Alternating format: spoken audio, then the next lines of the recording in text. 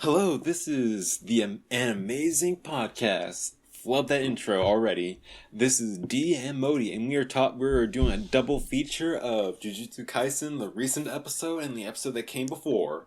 Haha, I just future proofed us. Yes. Nice.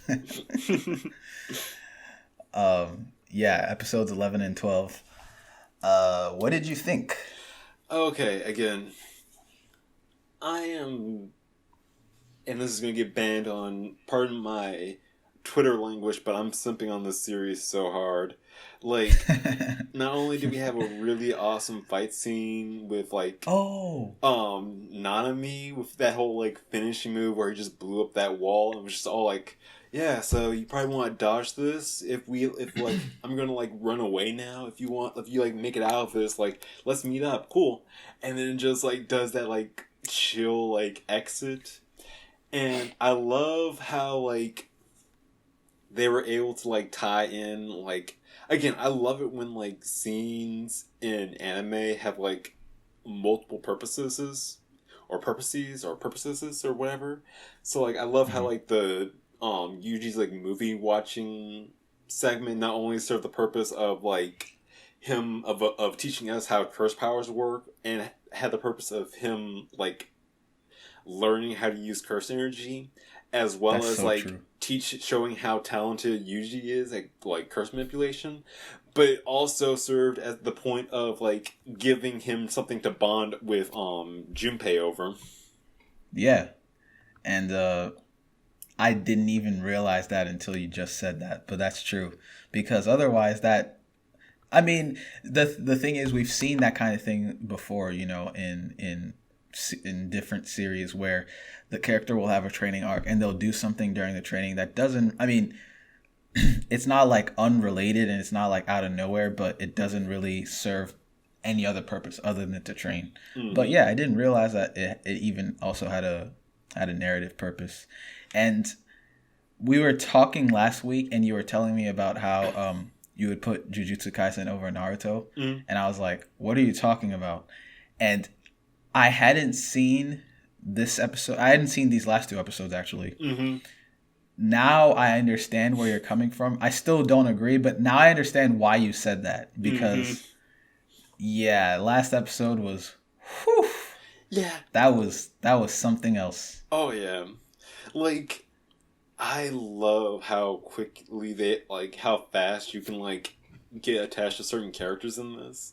Like, I really love the work they did on Junpei. I don't know, for some reason I really liked his mom for some reason. I thought she was a really interesting character. Like, and it's weird, Yeah. like she felt like she almost got the same amount of screen time as like Tanjiro's mom from Demon Slayer, but for some reason I really felt it when she got like axed off. Yeah, because she was like charismatic, you know. She was like all happy, and she became friends with Yuji so quickly, and I think that was actually one of the best examples of like characterizing a character very quickly and like making a character likable very quickly, and it wasn't even like a main character. I think that was just it was really impressive. Oh yeah. Um, I wish though that they had done that with because it made sense like after that episode when the mom spoiler, although if you're watching this you don't Mm-hmm. need that, but when the mom died, right, Mm-hmm. it made sense why they put like so much effort into making us like her and Right. making yeah and making even Yuji like her, right? Mm-hmm. But I wish they would have put that much effort into making us hate that guy that Junpei was gonna kill, like the guy who won the competition, the book Yes. writing competition or whatever, because that felt too.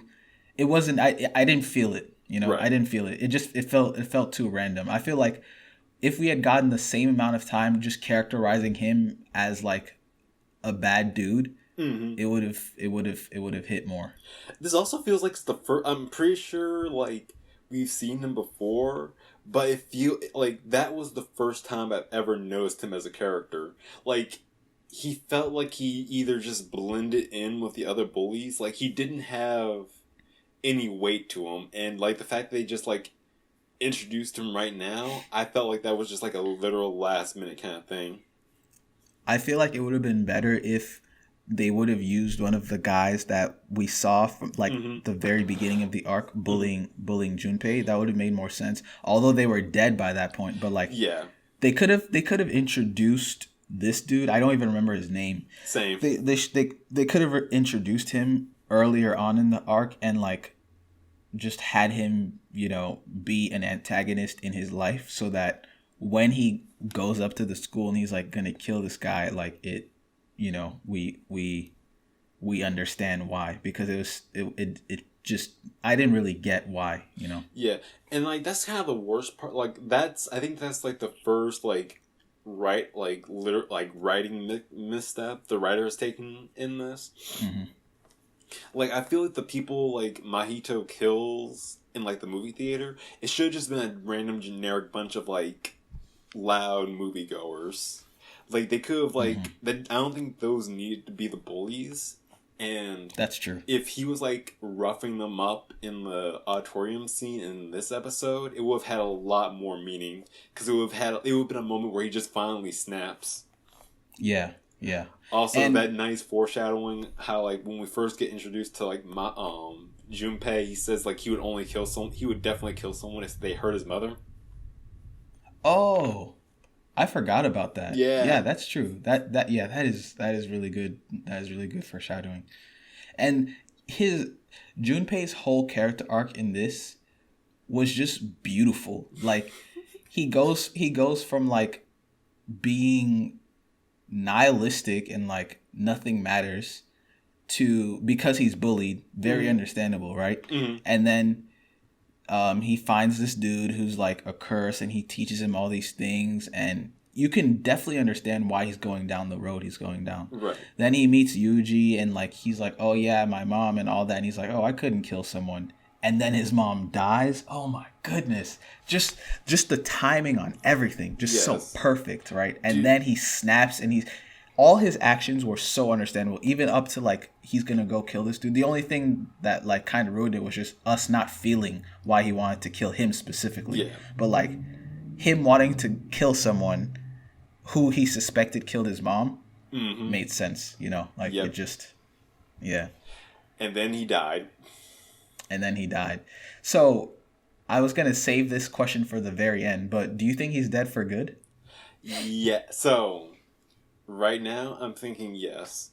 If this was like any other shonen writer, like Naruto or like Akira or like Dragon Ball Z, I would say he comes back. But Jujutsu Kaisen has such a dark tone. I don't think they would like cop out on they wouldn't like cop out on something like that. Yeah, also, I agree. I have very mixed feelings for his death, because I really liked Junpei, but I love the moment where like Yuji tells him to run, and as soon as he calls he tries to say like Mahito's a good person, he just flashes back to all the obvious red flags. I mean, like, okay, you know what?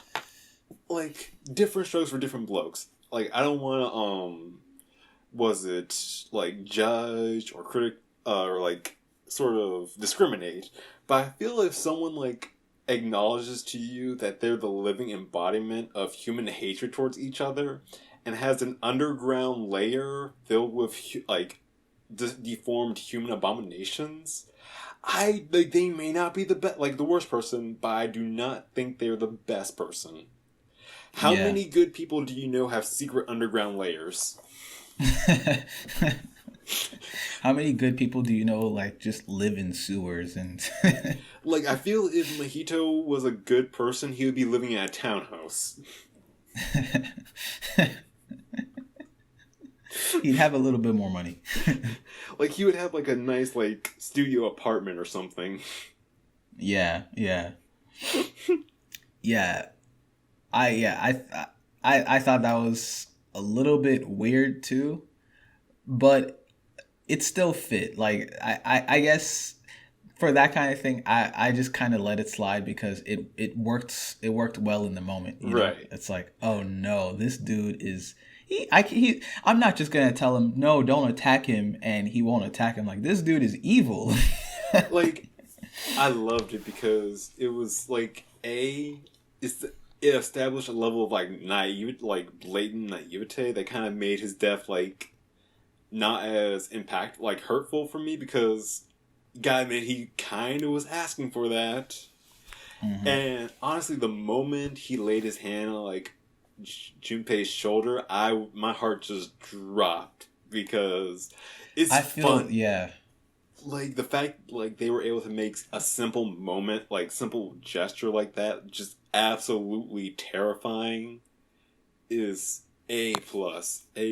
Yeah, that was just so sad. Like, yeah, that was terrible. That actually legitimately made me feel sad when he died. Like, and the thing about all of this with Junpei is that he just didn't deserve any of it. Like, he even asked Yuji, he's like, why? Because like none of the bad stuff that happened to him was like really his fault. You know, like those people bullying him just happening to be at the theater when Mahito shows up, like him. Okay, I guess him becoming friends with Mahito, kind of his fault, but also like you can see his reasons, right? Right. And then his mom dying, like, God. And then he like, I feel like if this was any other series, this would have been the point where like at least things would have been better. Like, they teased it so well too. They were like, Yuji was like, oh, just come to Jujutsu Tech. We're gonna figure out the person who killed your mom. And I was like, oh, okay, that's where this is going. I like this. But no, like 5 minutes later, he dies. It's just... He was even in the ending theme too. Yeah, no, like they really played it. They like Jujutsu Kaisen did the opposite of what other shows do, where like, remember 2 weeks ago I was like literally complaining about how shows like put spoilers in the opening and ending, and I was saying like Jujutsu Kaisen did that. Turns out they literally did the opposite of a spoiler. They made you think he was gonna like everything was gonna be all good and happy, but no. But that's also part of why I even have like a small, like, I even thought to ask like, do you think he's dead for good? Because maybe there's a chance he comes back or something. I don't know. But probably not. Dude, I also love the whole moment where he like begs Sukuna for help. It like of the whatchamacallit, like the inner demon characters in like shonen, so like the Nine-Tailed Fox, Hollow Ichigo, he is easily my favorite. Cause like you always have that trope of them like coming in when like in times of need, but I love how he's like, screw you, dick, do it yourself. All this, so this, for me, like all this time I have thought Jujutsu Kaisen is a great series, right? Mm-hmm. Now I think Jujutsu Kaisen is special. Yes. Because in what other shonen series do you see a character, the main character, declare his conviction, I won't kill people, and then he turns, except for like Gon, right? Except for Hunter x Hunter. We'll leave Hunter x Hunter out. Right. I mean, that was like on the 100th episode too. Yeah, exactly. That took exactly. That's so true. That took hundreds of episodes, right? Mm-hmm. And 12 episodes in, we have the main character declare, I won't kill people. You don't usually see people. Yeah, usually the main character is like virtuous even in the worst of times, like no matter what happens, the main character is virtuous and sticks to his convictions. When his friend dies, he's like, he doesn't give a fuck anymore. He's just like, I'm gonna kill you. Like, he just throws all caution to it. Sukuna, help me. Doesn't matter. You can have whatever you want. You can do whatever you want. I'm gonna kill this guy. To me, that makes this special because you're seeing a character turn to the dark side in shonen. That doesn't happen, And like weird inner demon thing, just like saying nope, do it yourself. Like in Naruto, like the minute Naruto even gave the Nine-Tailed Fox an inch, He went That's so full true. steam. Yeah, Like, that's this so guy true. is just like, "Phew, I'm just chilling out inside you. I'm doing whatever I want." Even better than that, even better than that was when Mahito finally got his hands on Yuji and he tried to like extract or get Sukuna to switch, and Sukuna was like, "What? Child, who do you think you're talking to? If you ever even dare to do this again, you're dead." I was like, whew, Sukuna's the best, man. I He love is. Sukuna. He doesn't take shit from like he just runs the show completely. You have to respect him. See, and that's what I'm really hoping for in like the overall series, that like Sukuna just literally just doesn't give a crap about like any, like I want him to be the character who's just like the passive observer kind of villain, where he's just like, I don't give a crap about your like kill all humans crusade. I don't care about your power of friendship. I'm just gonna chill out. I'm just gonna do my thing. And like as soon as I get all those fingers, I'm just gonna like go around and do whatever the hell I want. Yeah, yeah. I I want that as long as he's smart and he's Yeah. not just like a dumb evil villain, but like a smart evil villain. Oh, And it seems like he kind of is. I forgot actually what like the terms of that like pact that they did when Yuji died. yeah. I have to go back and look, but yeah, I hope like he's planning something rather than just being like evil and just like a meathead. Yeah.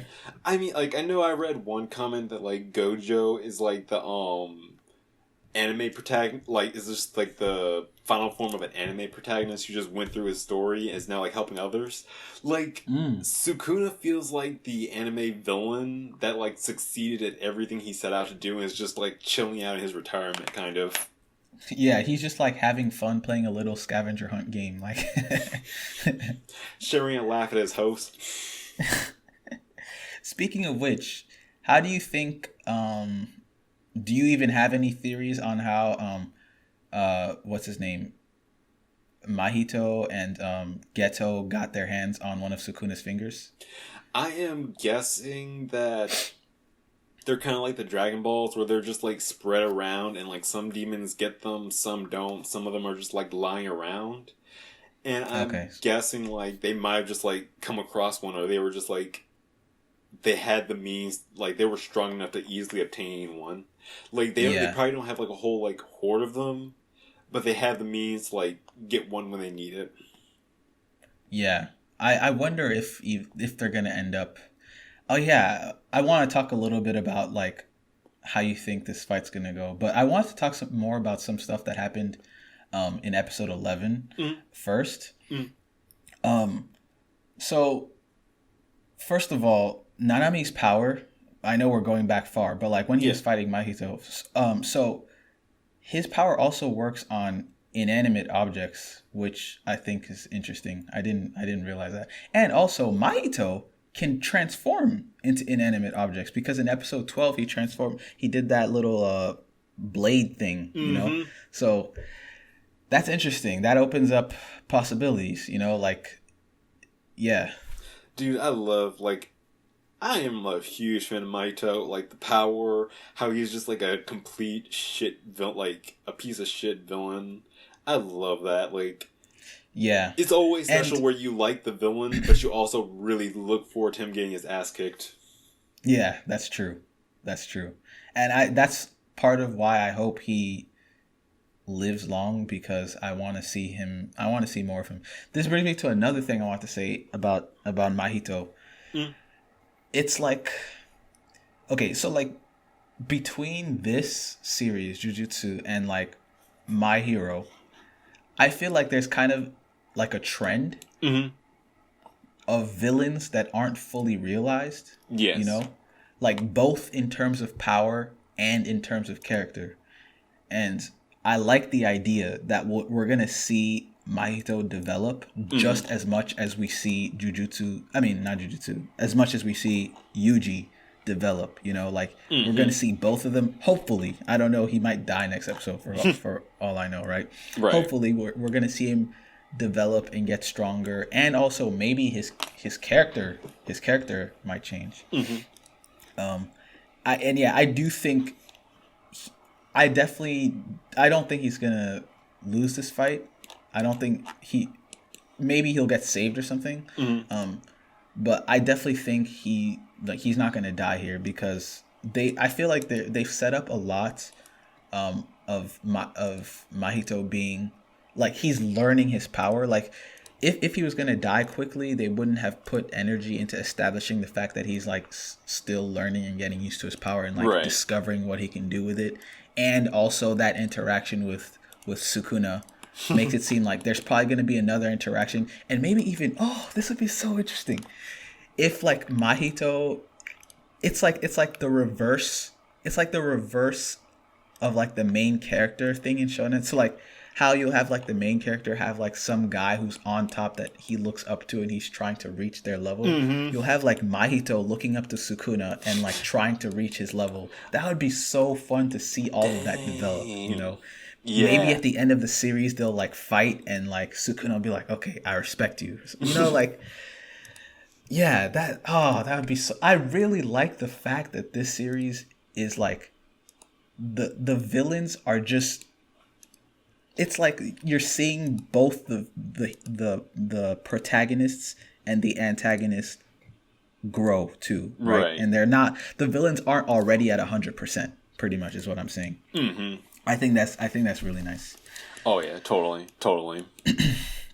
Another thing I wanted to ask, so back in like the first episode, maybe it was the second episode, I don't remember.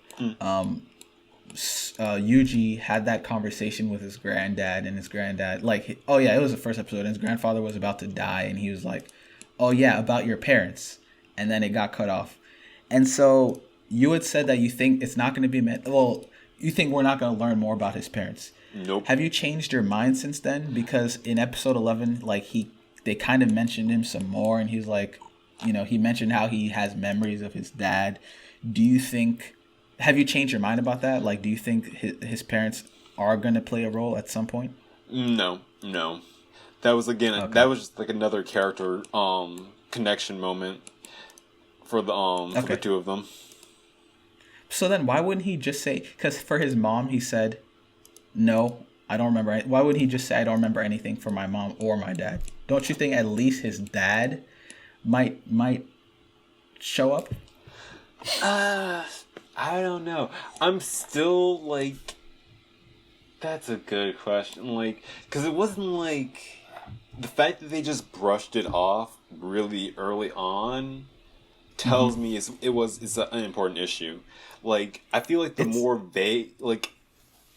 feel like the fact that the main character doesn't care about like his parents' background is just like too much. It's just like a sign from the writer of us just to say like, yeah, his parents are important, don't worry about it. Where if you look at something like Demon Slayer or even like Naruto, the fact that their parents are kept like ambiguous kind of like shows that they had some more deeper purpose to them. Okay.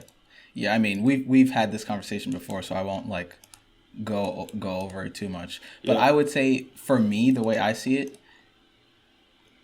like before that episode, I was like 80% sure we're gonna find out more about his parents.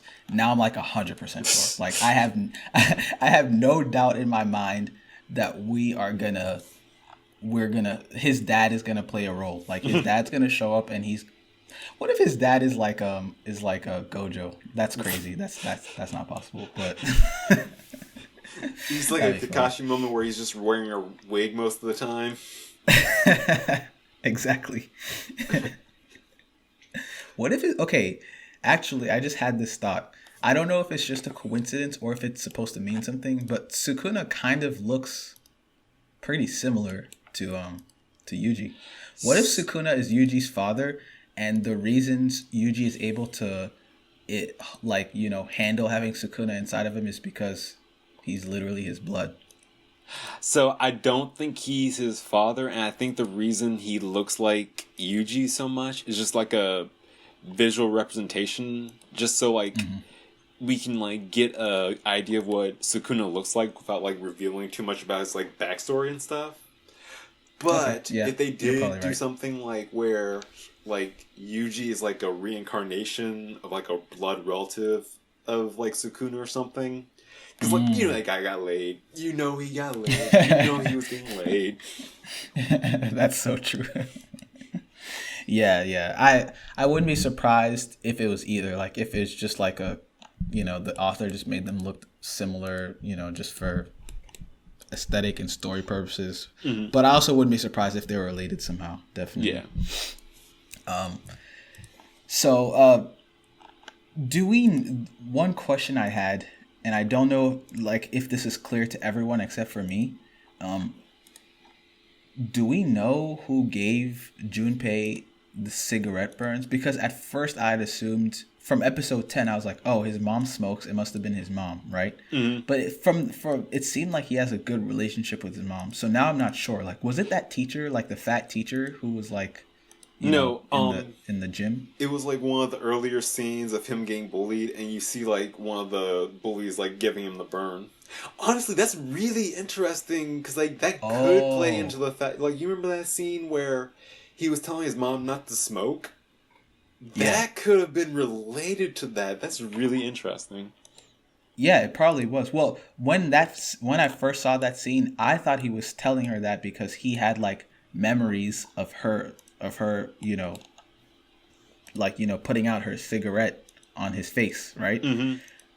And I do remember that scene where we saw someone put out their cigarette on his face, but they didn't show the face. They just showed the hand. So I was like, oh, okay, this is some unknown person. So I thought it was his mom. But after this episode, I was confused. But I guess, maybe it was one of those bullies. I guess that would make sense too. I wish that had been explained more clearly before he died.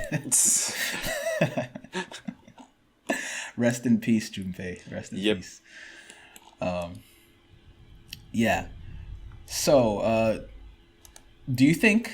So, back to the fight, I guess, between them, between Yuji and Mahito. Do you think they're actually going to manage to exercise him?